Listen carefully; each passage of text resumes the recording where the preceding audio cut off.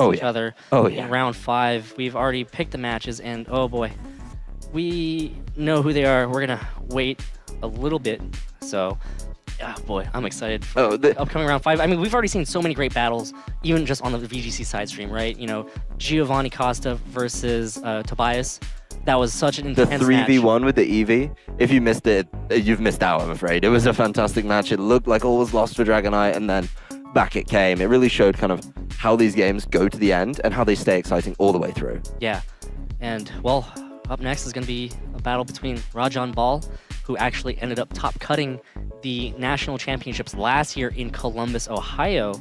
A very deep run in the national championships. Also was very close to top-cutting the world championships as well, even though last year was really his first year diving into VGC. Yeah, it was definitely one of those breakout years for him. He turned up on the scene, built some good teams. He's got a really good group of friends around him. We've seen one of his friends on stream already in Nick. Nick Vara, yeah. But the way they build the team, the way they think about the game is very, very advanced. They look at the meta game, they look at what they're going to need to do at each tournament, and I think they just, between the group of them, they make great calls. They all bring kind of different teams or variations on a team. It just seems very, very effective. You know, the way they've been building, the way they've been working on these teams, very smart. And I think the team they've bought this time for a big tournament, they've been putting in a lot of time with it.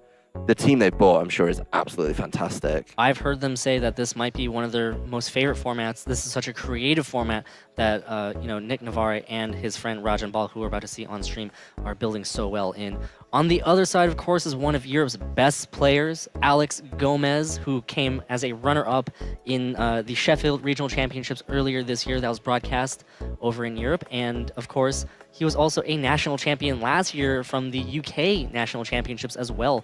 So a very tough opponent, Alex. He's always a player that comes into these big tournaments and is very highly favored to win. Both these players are 4-0. So that means that this is going to be an intense battle between, you know, two very good players, two very good team builders in itself, right? Yeah, they're just fantastic kind of team building overall. I think both these players have almost a similar background. They really broke out in that 2016 format, which was very, very different to what we play today. But what they've learned in that format has come through, and then they've been able to apply it to this year. And those players who consistently perform year on year on year are the players who take every lesson they learn and bring it through with them. The way they think about teams, the way they think about matchups, just that overall play style as well, I think has been very important. I really think both these players are going to put on a bit of a show for us. Yeah, well, last year wasn't really Alex's... Well, I guess last year was Alex's breakout year in the Masters division. Before that, he was actually a very consistent player in the Seniors division as well. So he's a very tough competitor. He's been around. He knows the game of Pokemon, but of course, Rajan, of course, also knows the game of Pokemon as well. So it's going to be... I'm excited to see these two players like face off here on the international championship level. Yes, and both these players are kind of representing their region as well. I always enjoy these matchups where players from different regions face off against each other, because what we have is Rajan, who's been playing a lot of these regionals over here, picking up, you know, great information, adapting throughout the season, and then you have Alex coming in from Europe, and their regionals have been very, very different. If we look at the regionals that have been broadcast, Sheffield, Birmingham, they've been on the same days as St. Louis and Madison, and the games we see in the morning when Europe is playing in the afternoon are so different. The way the metagame has played out in both of them should be a very interesting matchup when they come together at this kind of international stage. Yeah, and oh boy, this is going to be so intense. I have, and this is, I cannot confirm this, but the wicked whispers out on the tournament floor is that Rajan actually hasn't dropped a game yet. So all of his wins... Well, you can't say that now, because now you've... Commentator's curse right there. A bit late for that, I've said it. Oh. But, you know, if you're coming in running hot, and this is something I talked about earlier in the day with Evan, actually, over on the VG stream, you get off to a good start, and you can really take that for 4, 5, 6 rounds. And by the time you reach the end of that block, then you're already in the top cut. You're with that X&2 record, you're completely safe. And I just think it's very, very important that you keep that run going. If you start off the day 2-0, then you've got a little bit of wiggle room to maybe win some 2-1s later in the day, and then maybe drop a game. But if you're coming into round 5 now, 4-0, 8-0 in games, you're just going to be feeling so, so good about yourself. And of course, both of these players have already qualified for the World Championships, just playing to get to as many championships points as possible, right? I mean, 500 championship points are on the line to the winner of this tournament is going to get 500 championship points, which could put them in position for, you know, like the top 8. It's a lot on the line. Also, cash prizes, of course. right? Well, there's so much to be taking home from this. You know, some people do need the championship points. Some people need them for either a Worlds invite or a Worlds Day 2, kind of invite with a pass. Right, right. But then, of course, there's the title, the prize money, all the good stuff that comes along pride. with winning. Yep, the pure sense of victory. We're all competitors, so Well, you and I, not so much anymore. we used to be competitors at some Back point. in the day. Way, way back in the day, Adam. That's Yeah. when we first met, 2011 Worlds. That was a while ago, wasn't That it? was 6 years. Yeah. Look at us. Look at where we are now. Bit of a change of scene. Well, we're still friends. Well, yeah, we are. We're not staying up late grinding out teams the night before. No Durants allowed. No Empoleons. No Yeah, that's Tanglers. true. That's true. That's true. But you know, Pokemon is a game about friends. You know, it's always nice to have those circles of friends around. And we've mentioned Rajan with Nick Navarre. Such a great team building. I know that duo. Alvin Hidiat works with them as well. Absolutely, He's yeah. definitely in there playing together. They've got a couple of others who have had kind of performances at the regionals, I think. You know, they've not breakout performances. They've done very well, though, and that you can definitely tell that what they've learned from their friends has become very, very important over the course of the tournament. Yeah, absolutely. Alex, of course, really hailing from Spain. You know, the Spanish community is very close knit. They all know each other. They all play together. So we actually haven't been able to broadcast Alex's matches at the World Championships. He was definitely one of the players to watch at the World Championships, and I'm actually so happy that we actually get to broadcast one of his matches right now. Yeah, we finally got that opportunity to show off what he can do. He had a really great runs back in my homeland, the United Kingdom, last year, taking their national championships, I believe it was, at the time. Being one of the first to kind of adapt to a team that became really defining in the metagame. Took that and ran with it, and I'm curious to see if the team he's brought with him now is maybe one of those adaptations that would define the game for the last couple of months. And of course, you know, the field of players in this field of 400 it runs super deep. Really does. There's so many great matchups, and these two hard-hitting players, they're just ready to go at it, and it looks like they're actually ready to get started right now. So Yeah, we'll go ahead and toss it to the stage to see these two players take the field and get ready to battle.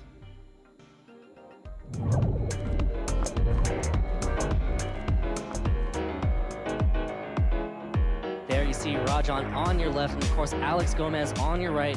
Again, both these players already qualified for the World Championships, getting ready to battle here in Indianapolis. Rajan has not dropped a game from the rumor mill, right? Pretty much. Yeah, that's, you know, I was actually talking to Nick a little bit. He was the one giving me that information, so, you know, pretty reliable source. He does look very relaxed, very comfortable coming into this game, knows exactly what he needs to do. These players definitely raring to go. I think both players excited to play each other. It's not often. This year we've had a unique chance to try and, you know, bring these games to you a little bit more. So I think that unique chance to play international players more often makes for a better game as a whole. And here we are, team preview here of round 5 of day 1 of the 2017 North American International Championships in the video game tournament. Rajan on your left with Tapu Fini, Tapu Bulu, Arcanine, Snorlax, Mimikyu, Metagross. On the other side, Alex with Garchomp, Arcanine, Celesteela, Slowking, Tapu Koko, and Snorlax. Yeah, very Cool teams. interesting teams. I'll start over on Alex's side because I think that has the most probably alarming Pokemon in the Slowking. That's been something that we haven't seen so much, but it's well known for being able to do a few things. It's known to set up Trick Room as both Slowking, Slowbro. They've always been good at that, right? And to see it on this team is kind of curious. It obviously pairs up very well with the Snorlax. That's one of the most obvious Trick Room users. But I feel like the rest of the team is kind of curious in, does it really want Trick Room? I don't think he really does. When you look over to Rajan's team, he's got a Snorlax of his own. He's got the Mimikyu, so even if he doesn't want it, he has the option to reverse the Trick Room. And the rest of his team is probably potentially a little bit slower. It'd be curious to see which of these Pokemon he brings. This is definitely a team from Rajan that we've only seen bits of before. We've seen the Tapu Bulu. You know, we know it's doing well today. I certainly also believe in Tapu Bulu. I think it's telling that both Ray and I are fans of it.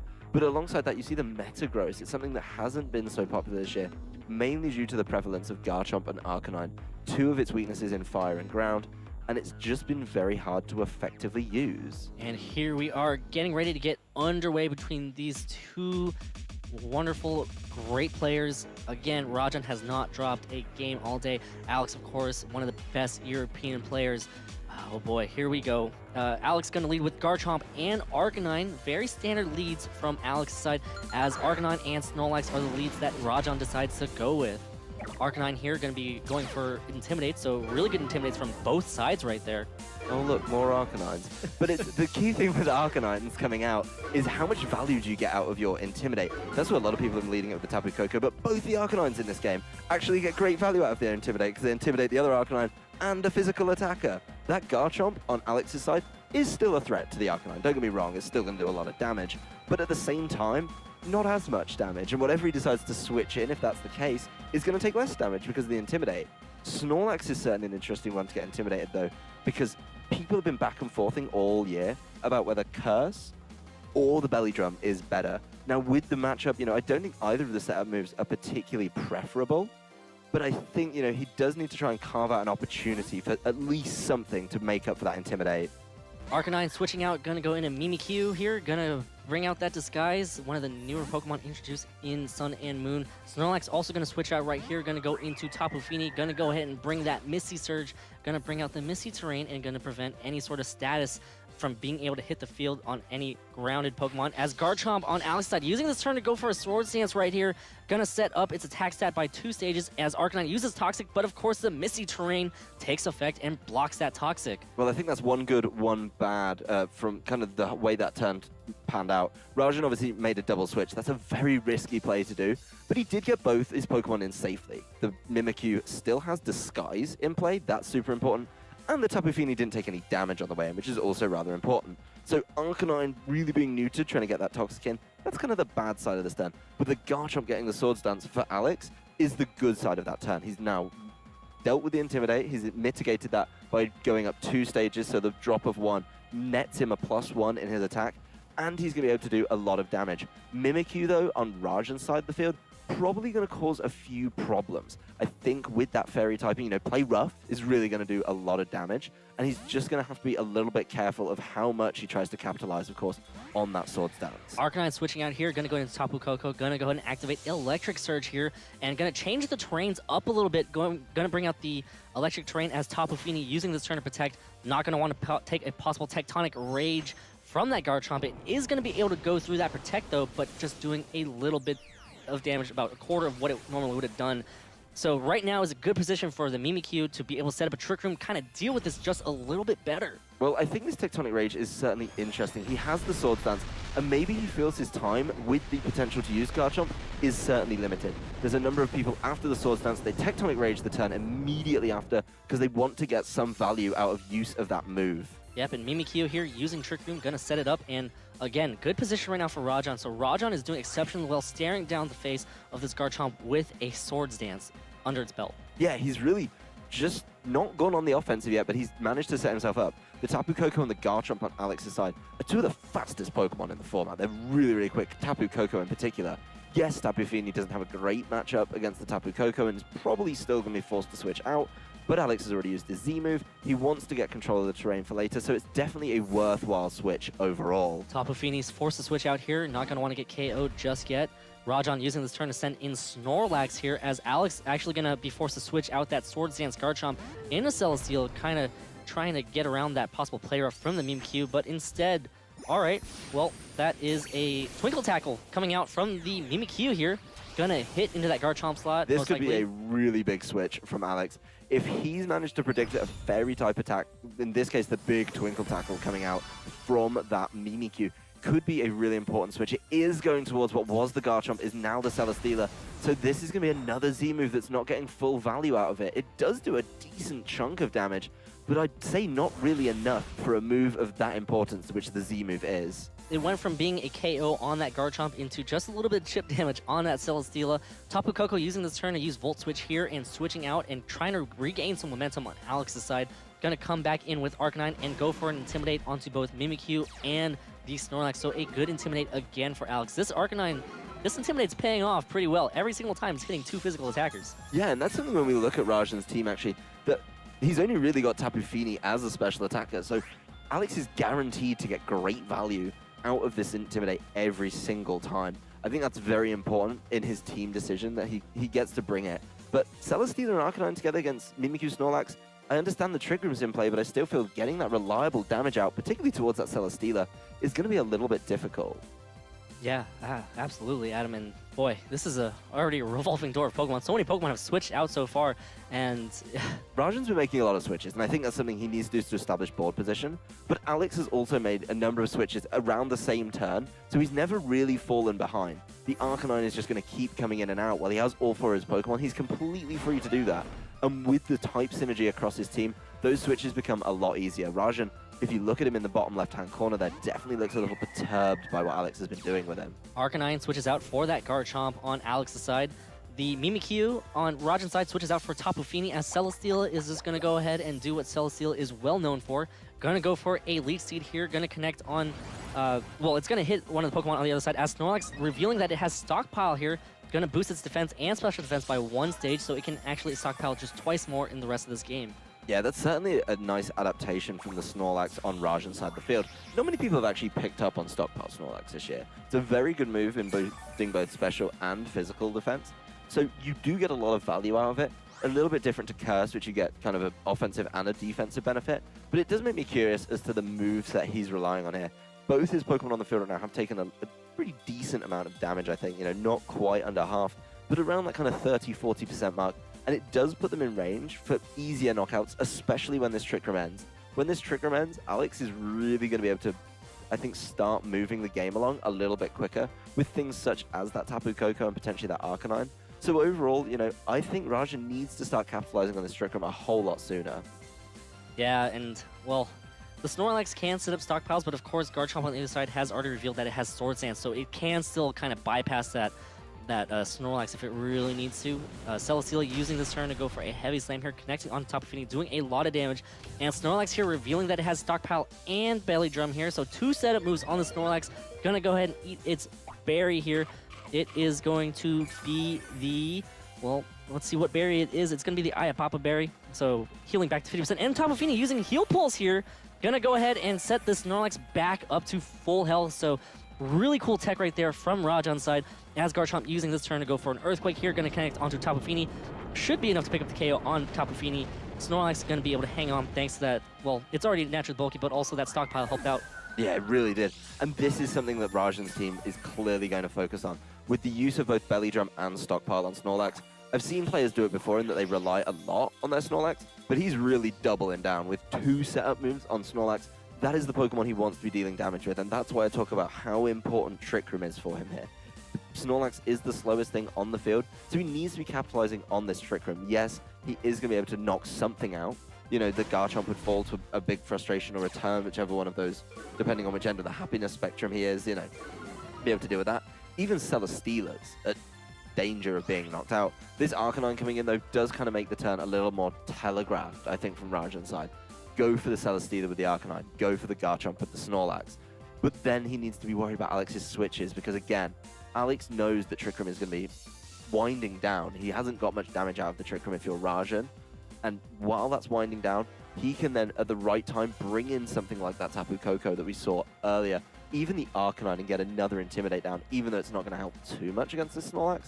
Bring in that Pokemon, and then as soon as Trick Room ends, he's ready to go. He's ready to immediately start attacking and just start picking up these knockouts. It's going to be harder on these Snorlaxes when they've got Stockpile up, but even Arcanine, if you can get a little bit of chip damage down, could be a good time for it. Celesteela switching out here, does not want to get KO'd by Rajan's Arcanine just yet. Going to preserve that Celesteela for a little bit of a late game push. The Arcanine on Alex's side does get to intimidate the Arcanine and the Snorlax on Rajan's side, but Arcanine going to go ahead and switch out right away. Going to go back into Mimikyu, setting up for a possible Trick Room once the Trick Room here expires.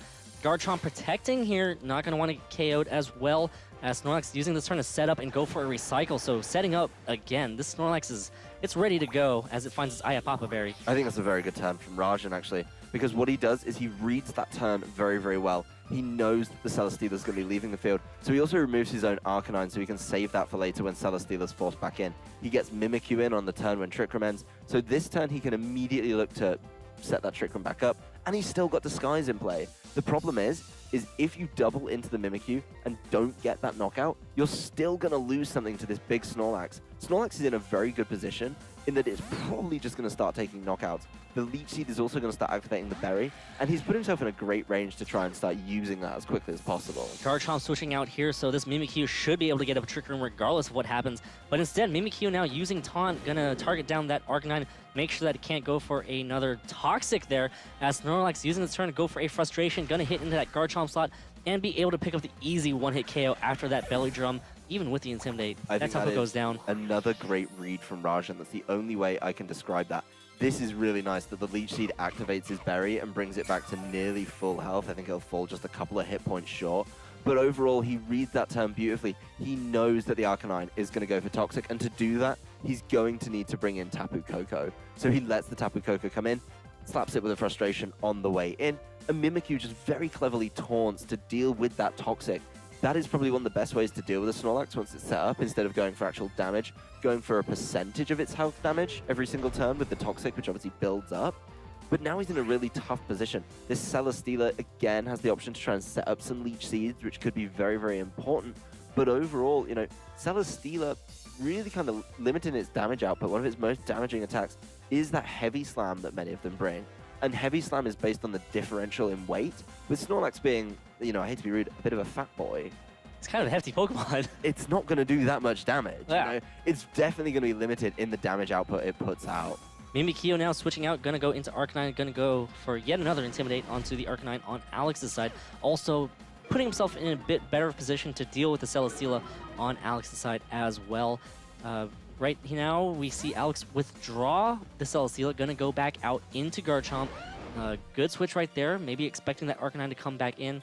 Arcanine on Alex's side now using Flare Blitz here, gonna target down that Snorlax, but again, thanks to that stockpile, thanks to that bulk, Snorlax hangs on so well, and Snorlax goes for another Frustration, gonna hit that Arcanine, and that is yet another clean KO. I think Alex is kind of struggling to deal with this Snorlax right now. He missed that opportunity to Toxic it, and that was probably one of his best ways out against it, especially with this stockpile in play. Yes, Celesteela is going to come back in and try and grind this game out towards the end, but overall, I do think that Snorlax is still in a great position. All Rajan needs to do here is weave in a few more of those, maybe stockpiles, recycles. Another stockpile could be great, maybe a bit greedy, but recycle in particular could be fantastic here. I'll be curious to see how much damage something like the Garchomp does. Like, the Garchomp wants to Earthquake now, that's why it's next to Celesteela. And being able to do that would be lovely, deal with that Arcanine very, very well. But I think Snorlax isn't too worried about it. Yeah, and really it comes down to whether or not this Arcanine can stay around long enough to be able to deal with the Celesteela. Of course, it should be able to survive one Earthquake. The Tectonic Rage has already come out from Alex's side.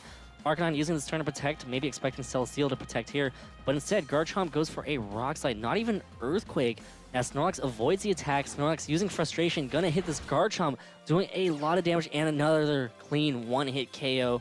Garchomp's Rough Skin does activate, but that's gonna be irrelevant because it looks like Arcanine and the Snorlax should be able to easily clean up as the Heavy Slam comes out, hits that Snorlax, does a decent amount of damage even through that stockpile. Stockpile, but the difference in weight, really not too much damage overall. I do think the Snorlax is still in a great position. It's now Arcanine as well, you know, just facing down the Celesteela, so it shouldn't be too hard for Rajan to round this one out, but it just shows how important that Snorlax was to the 4 Pokemon he bought. Got the Belly Drum set up, which made these Intimidates absolutely useless from Alex's side. And then he also got the Stockpile up, which made pretty much any attack not so useful against him.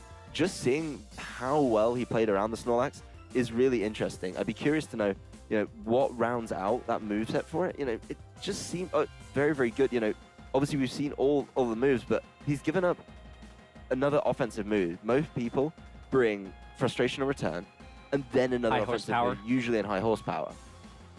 And then, you know, it's just been interesting to see. He's obviously doing well at this tournament without one of those other offensive options. Even Celesteela isn't going to want to deal with this Snorlax. Arcanine using Flare Blitz here, gonna hit this Celesteela and do a lot of damage. Super effective damage. Arcanine gonna do some recoil. It's not gonna matter too much because Frustration here from that Snorlax is gonna be enough to pick up the KO on that Celesteela. So Rajan Bal taking game 1 over Alex Gomez. Gonna go to game 2 here. Alex is gonna have to make some adjustments. Definitely one thing that has to be done, deal with that Snorlax a little bit better. But one thing that I'm noticing from this team from Rajan, his team is designed to keep that Snorlax around for as long as possible. Well, the heal pulse, that was a huge turn. You know, he got so much health back onto the Snorlax within a single turn. After the belly drum, it was basically at full health again, and he'd already taken damage. Going back to what we mentioned earlier, how he builds with one of the championship point leaders in Nick Navarre. Nick Navarre recently won the Virginia Regional Championships on a team based on defending Snorlax. This is a pretty similar team in the fact that, you know, there's so many tools here to keep that Snorlax around for very long. Stockpile, a lot of players opt for the Curse variant of Snorlax, but the Stockpile variant actually boosts, you know, physical defense and special defense, kind of making it a tougher wall to break. No, it really, really does. What we see going on with that, you know, is once it gets set up, it was almost unstoppable. And if you go over to Alex's side and consider how he's going to deal with this, maybe he brings his own Snorlax, kind of tries to fight Snorlax with Snorlax. Maybe he even has to be bringing Slowking, you know, because he doesn't want Trick Room to stay and play. And he's kind of forced to reverse it. But I think any of those could be kind of a suboptimal use of his team. We look at the team in team preview here, and you've got the kind of the top 4 that he bought last game seem to work very well together. They're established and they do their job. And I feel like these bottom 2, these kind of Trick Romancers, are something he's going to have to look at now, but something he doesn't look at in every single game. Yeah, and of course, bringing Slowking, it could be a big liability considering that, well, one of the first Pokemon that you see on Rajan's side is Tapu Bulu, and Tapu Bulu would not mind facing off against the Slowking at all. Not at all. I mean, Tapu Bulu, once that Arcanine's removed from play, would probably do a pretty good job here, I'd like to think. You know, be curious to see if he does decide to mix it up and bring the Tapu Bulu or the Metagross. I don't see much of a use for the Metagross right here. You know, with the Garchomp and the Arcanine and the Celesteela, there's nothing that is hitting really super effective with those Steel-type attacks or with the Psychic attacks for those matters. So overall, I think that's definitely going to be left on the bench from Rajan. Oh, time cut close there. Yeah, very close to the timer. Rajan definitely considering either a change or just how comfortable he is in sticking with these Pokemon. All right, here we are. Game 2 between Rajan Bal and Alex Gomez. Alex Gomez needs to win 2 in order to take the round. Rajan just 1 game away from moving on to 5-0. Oh boy, this is an intense battle. Alex will have to make adjustments in order to overcome Rajan's very powerful Snorlax. Tapu Koko and Garchomp are the leads that Alex decides to go with, and Arcanine and Snorlax are the leads that Rajan decides to go with. So the Intimidate going to pay off pretty well. We're going to intimidate that Garchomp, so that's going to be big. Garchomp, of course, can always negate that. We've seen the Swords Dance revealed, so... It can, but I don't know if it really wants to try and spend time doing that, because while it becomes a bit of a race to set up here, definitely with Rajan's team, if you see that Garchomp trying to set things up, you're basically allowing Snorlax some turns to set up, and I think Snorlax gets a lot more out of a Belly Drum than you do out of a Swords Dance. It's actually 3 times as much, because it's 6 stages over 2. So it's, you know, 3 times as valuable. Yes, Tapu Koko is on the field this time to try and deal with the Snorlax, but you're also going to have to consider what switches Alex is going to make. You know, the Arcanine's going to be doing a lot of damage on Rajan's side because it's completely unchecked by Intimidate in this time. So if Garchomp's either Swords Dancing to try and negate the Intimidate or switching out even, then we could end up with a very interesting situation. Arcanine switching out here, going to go into Tapu Fini, going to change the terrain, so interesting switch right there. Not many players would try to switch into Tapu Fini versus a Tapu Koko, but that's why Rajan's down there, and I'm up here talking about this game instead. Tapu Koko using this turn to go for a Sky Drop here, so this looks like it's going to be a turn for Garchomp to go for a Swords Dance. A very cool combo that's been getting a lot of popularity in the late stages of this metagame. Snorlax using this turn to go for a Stockpile, so now at 1 stage of increased defense and special defense, of course. Garchomp at 1 stage of increased attack after that Swords Dance because of the Intimidate from earlier, and, well, Tapu Koko is going to be bringing it down. Yeah, well, that's a common combination that we've seen. The Sky Drop and then a Swords Dance on either a Garchomp or a Kartana. Very, very effective. You know, Garchomp does get it, but he only goes up to a boosted single stage of attack. That's in comparison to Snorlax that raised 2 of its stats by 1 stage. So it's now got more value out of that setup turn. As I was saying, it wasn't the Belly Drum. I think Rajan is keen to get that stockpile in first, so even if, you know, he does get hit by attacks, he's got a little bit of wiggle room. The curious thing for me here, though, is going to be what happens once that Tapu Fini comes to ground. I feel like, you know, we are going to see Rajan have that Tapu Fini come to ground and then get caught by this Garchomp. We did see it go into Protect last time. Then you leave the door open for Snorlax to potentially set up. And at the same time, you use your Z move very, very early. Tapu Koko now releasing the Tapu Fini from the Sky Drop as Garchomp using this turn to go for another Swords Dance right here. So now it's at 3 stages of increased attack.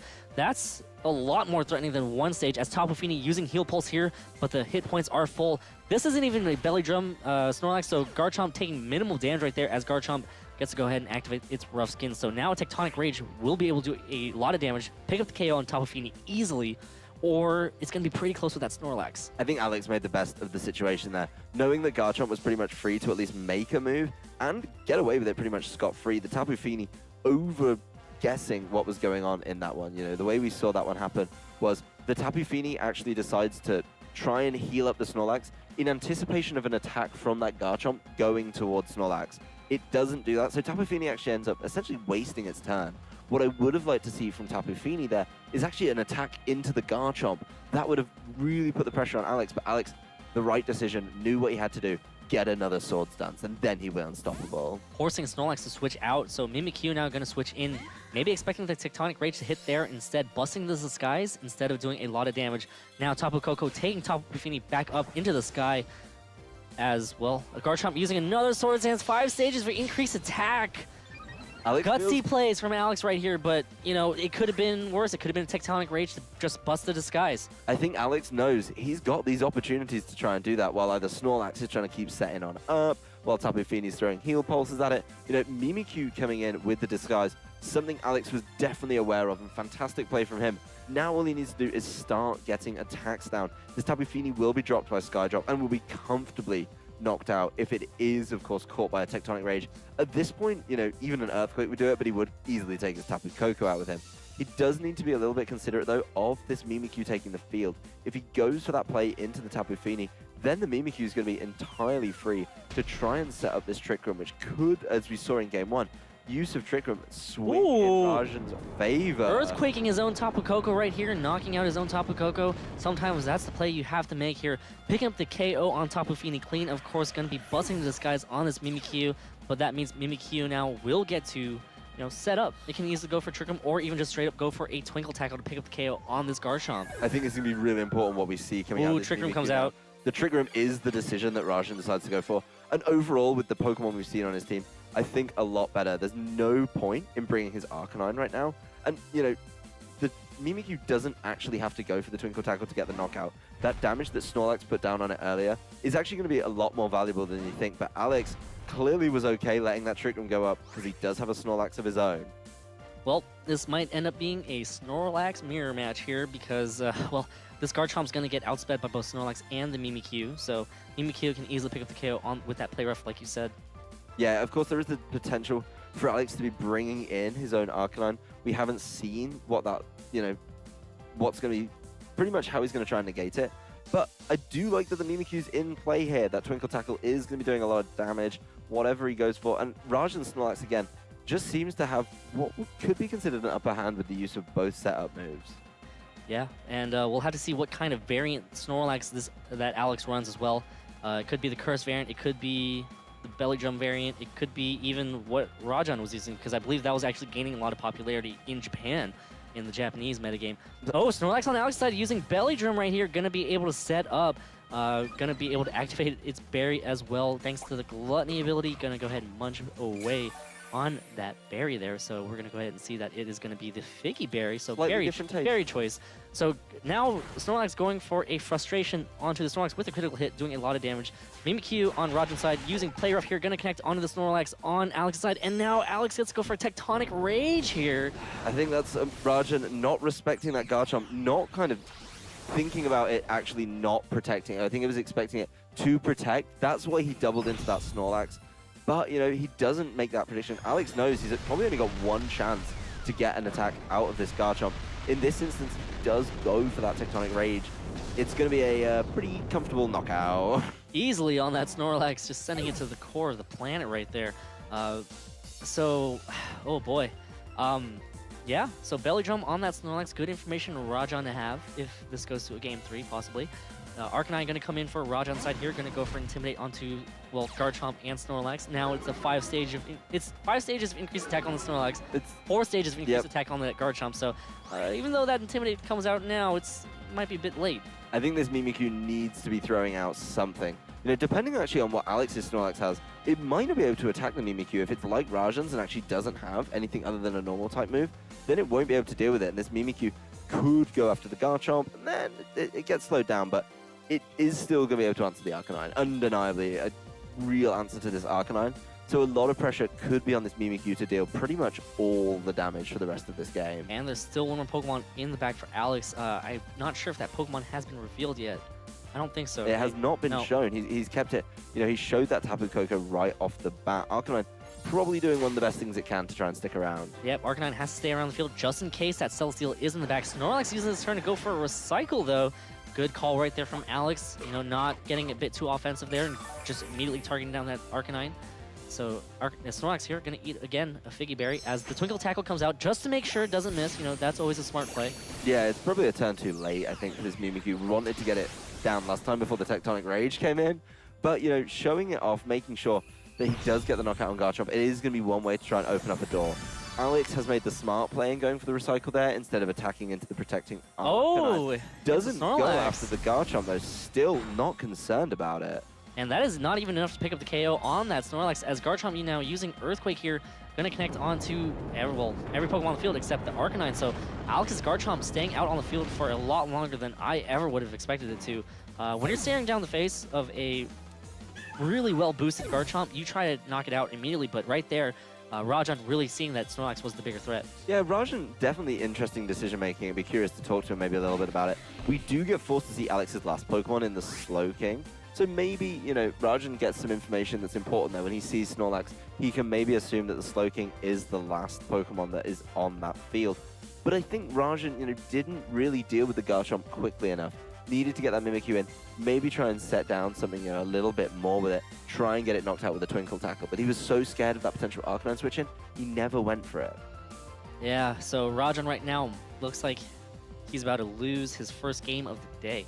Yeah, it's not a bad player to lose to, though. Of course, Alex Gomez, absolutely fantastic player coming all the way over from Spain to play here at the North American International Championships. But Rajan definitely has a little bit of time to think now, letting that move clock run down, you know, letting that decision-making come back to him.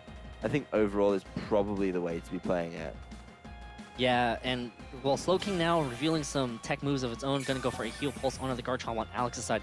So it looks like it is kind of a similar build, come to think of it. I mean, we saw the Heal Pulse from the Tapu Fini in Game 1. We saw it again this game, although it didn't do anything. But also now Slowking, Water type, also has Heal Pulse, going to be trying to heal back up its partner Pokemon. Yeah, it's very interesting to see how this team has come together.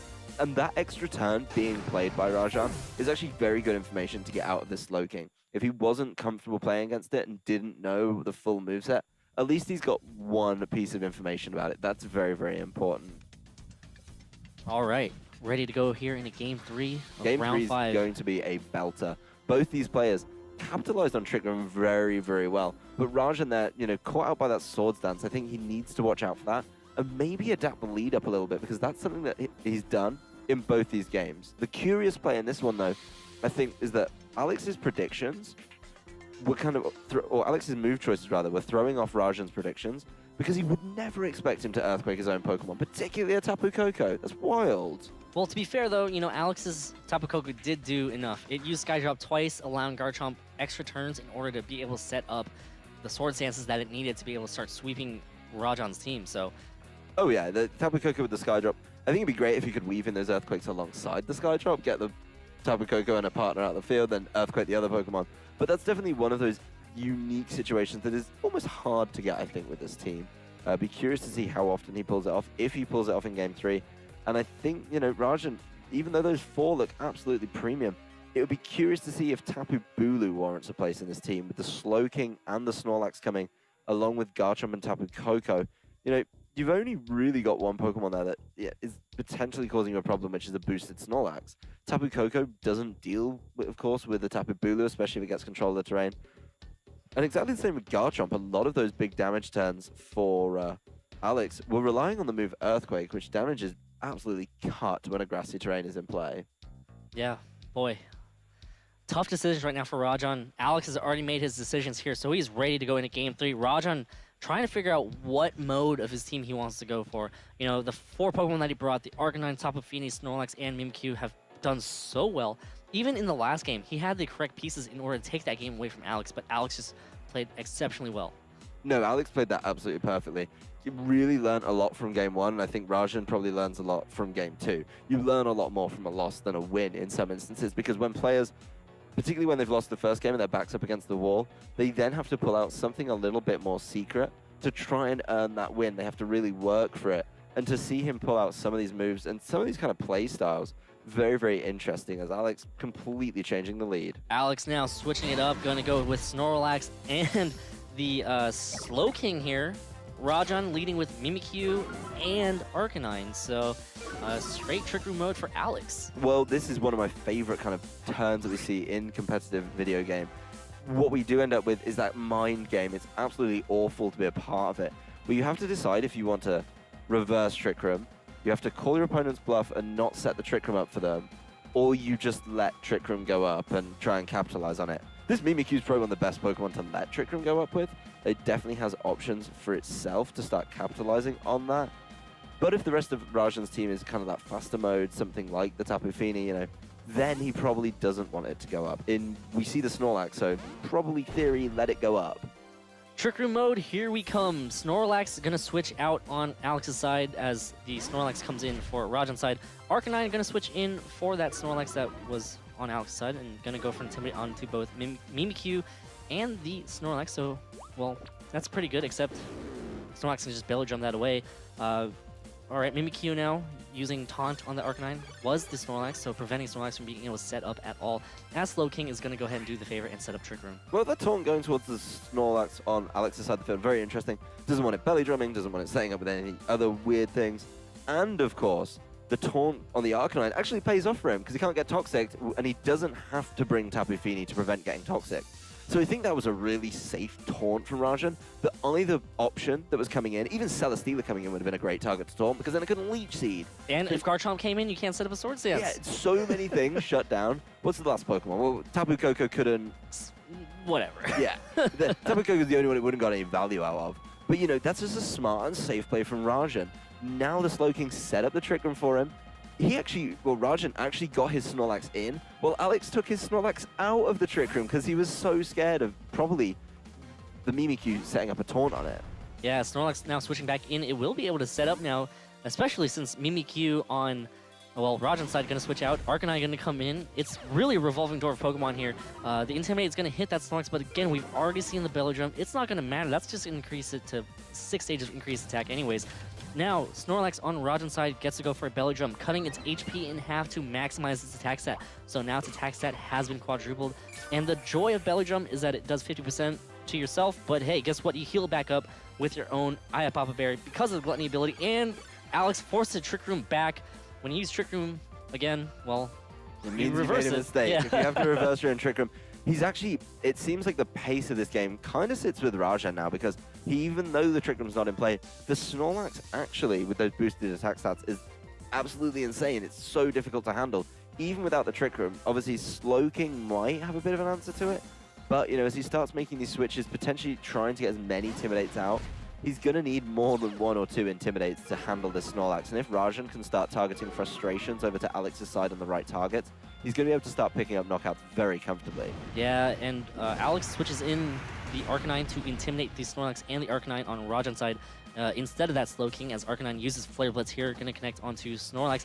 And, there's the frustration, going to hit that Snorlax on Alex's side and picks up the KO. So now a heavy hitter on Alex's side is now off the field. It's been removed from the game. Yeah, this is very interesting moves from Rajan. This is one of those things where I talk about how he's kind of a turn ahead. Because he had the Belly Drum, he was able to take those knockouts. We did actually see it back in Game 2 that while Trick Room was in play, Alex's Snorlax moved first, so it may be even slower than Rajan's Snorlax because, not everyone goes all the way in on minimizing the speed on this Snorlax, so you have kind of a matchup across the board. This Garchomp coming in definitely opens the door for Alex, even with the Pokemon disadvantage in his favor. It's a great answer to this Arcanine, and this Snorlax doesn't have a stockpile, so a double attack from Garchomp and Arcanine could deal a lot. If you don't get the knockout though, Snorlax is free to frustration something back and pick up one more knockout. Or if it even survives Tectonic Rage, it can easily just heal back up with a Recycle as well. Yes, it needs to get through both, really. Yeah. But it could be a really good time for Rajan to just turn on the Afterburners and start taking knockouts. If he's comfortable that he can deal with, potentially, I think Garchomp would be a better target for this one. Try and deal with that. Then the Arcanine's going to be in trouble. As we see, though, the Tapu Bulu. The Tapu Bulu, which I do believe in. it does make Arcanine a little bit more of the threat here. Yeah, Garchomp using this turn to set up a Swords Dance, so if Rajan goes for a Frustration into that Arcanine slot, this Garchomp is a little bit better off. It's set up as Arcanine on Alex's side, using Flare Blitz here, going to connect onto Snorlax, doing a good amount of damage, and that is definitely in range for a Tectonic Rage KO. Snorlax using Frustration, going to target down the Garchomp. Oh boy, Garchomp gets KO, so that Swords Dance, boy, what a waste. Yeah, it's completely gone.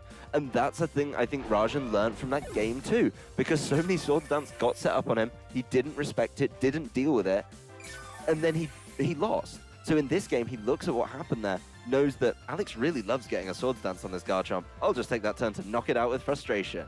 Oh boy, Alex really has his back against the wall. I mean, the Arcanine does have a good matchup against this Tapu Bulu, but Slowking is the only Pokemon left in the back. It's not going to be able to hit Snorlax that hard. It's another one of those turns, though, where I think the Snorlax is very important to Rajan. You know, it is, of course, the boosted Pokemon. It is the Pokemon dealing the damage here. And he does need to deal with Arcanine. Now, Slowking and Arcanine together may be able to eke out enough damage. This Snorlax has consumed its berry, hasn't had an opportunity to recycle it yet. So that Snorlax may be able to get knocked out. Probably would need a crit, at least if the Slowking is carrying Scald. The Snorlax could get burned, which would slow the Snorlax's roll a little bit. But overall, you know, I'm definitely curious to see how Alex tries to bring this one back. 4 Pokemon versus 2, though, puts Rajan in a very comfortable position. Picking up the knockouts, using his Snorlax effectively has made this game, given him a lot of breathing room. Yeah, but Slowking isn't really known as a speed Pokemon. It looks like the match is forfeited, so it looks like Alex Gomez, looking at the board position, says that there is absolutely no way how I can beat this Snorlax. Gonna go ahead and click the forfeit button, and Rajan Bal takes Game 3 of Round 5 here at the North American International Championship. So really well played by both players. Great adjustments from Alex in Game 2, but unfortunately in Game 3, Rajan just kind of took control of it. It really came down to when that Trick Room came up and Alex realized, oh no, I had to do something about that. Yeah, these players having a bit of a discussion, as you can see, about what they were doing, and I think talking about that Game 2 and 3 is going to be, you know, interesting for them. These players love to have a chat about it, but I think both players throughout the course of this series learned from their losses, and that was very important. Now, obviously, Rajan won the first one, so Alex learned from Game 1, and then Rajan got Game 2 knowledge, which he took and I think capitalized on fantastically in Game 3. Yeah, absolutely. I mean, when the Garchomp set up a Swords Dance in Game 2, that was absolutely intense. When the Garchomp set up a second Swords Dance, we were like, okay, all right, I think it's time to go on the offensive. And then after that, he set up a third Swords Dance, and we're like, oh, this Garchomp is ready to go. Dances. That Garchomp has a move to bust. Yeah, and it did capitalize on it. You know, it's nice that he managed to get all those Swords Dances off and to successfully get off a move afterwards. Very important, you know, these boosting Pokemon, these belly drums, these Swords Dances. You know, even the odd Calm Mind or something like Tapu Fini, very, very important you're actually able to capitalize on it. And that was very important for Alex. But in Game 3, that is kind of, in my opinion, what cost it. Because he knew, or Rajan knew, that Alex was going to try and be setting up those Swords Dances. And the turn that he went for it, he just catched him with the frustration. Yeah, Game 1 was absolutely in control by Rajan. You know, setting up that Snorlax with the stockpile, setting up that Snorlax with the belly drum, really took momentum away. Even though Alex did a lot of good switches, you know, the Celesteela coming in on the Twinkle Tackle, that was a brilliant switch right there. But unfortunately, Rajan just had the upper hand. Game 2, like we've already said, the Garchomp going for those Earthquakes. Wow, right? Great Earthquakes. And he was comfortable just Earthquaking his own Pokemon because he knew he'd get more damage. Overall, he'd hit the Pokemon on the other side, and he'd be able to really do well. You know, sacrificing his own Pokemon, it's kind of a free switch in as well. You know, yeah. It's interesting that, you know, he'd use Tapu Koko to get those setups, and then he was able to just keep going, just start Earthquaking everything. Yeah, I mean, Tapu Koko did its job, using Sky Drop twice to be able to allow Garchomp to be able to set up 3 Swords Dances. That's a pretty good setup. That's actually something very interesting to think about, though. In the adaptation Rajan made in Game 3, he bought Tapu Bulu. He hadn't bought that in Games 1 or 2. And Tapu Bulu coming in was probably the answer to those big Earthquakes. You know, I think Rajan probably learned a lot from his very first loss of the day. There was actually a confirmation that he hadn't dropped a single game. So overall, over 5 rounds, he's now 10-1. Yep. That one loss is something that I think was something he's going to learn from. He's going to look at it, definitely think about it, maybe respect Garchomp as a Swords Dancer a little bit more. But overall, you know, picking up very, very well on how that set played out, adapting to it very, very well as well, and just looking like a player he's now coming into round 6, 5-0. He's dropped a single game in one match, his most recent match. It's going to be tough to slow his roll. Yeah, absolutely. You know, Rajan is rolling hot. But let's go ahead and take a quick interview with Rajan down with Anna. So go ahead, take it away, Anna. Thanks, guys. I am backstage with Rajan. You just won that last match. You must be feeling pretty good. We're moving forward in the day, so at this point, more wins is very good, right? Yeah, I'm feeling pretty good about it. Being 5-0 at this point is very reassuring going into cut, but obviously if I am at 5-0, then all my other opponents will be or similarly placed, so I can't take anything for granted right now. Absolutely. You have to keep your head in the game, but that must feel really, really good. Coming into the tournament, did you expect to be 5-0 at this point? I will admit I expected either to do extremely well or very poorly. I didn't think there would be an in-between there. So 5-0 is it's very nice to be in the former category as opposed to the latter. Why did you think it would be so hot or cold? Since I had my Worlds invite before coming into Nationals, and since I have to win the tournament to be able to get my Day 2 invite, I wanted to use a team that I thought could either just... I didn't have any reason to play safely, so I just wanted to build a team that I thought could win the tournament, but if it didn't, if I wasn't going to do well with it, I was just going to do poorly for me if that happened. Gotcha. Can you tell people at home a little bit about your team and why you think that it is so hot or cold if people are trying to learn from your style?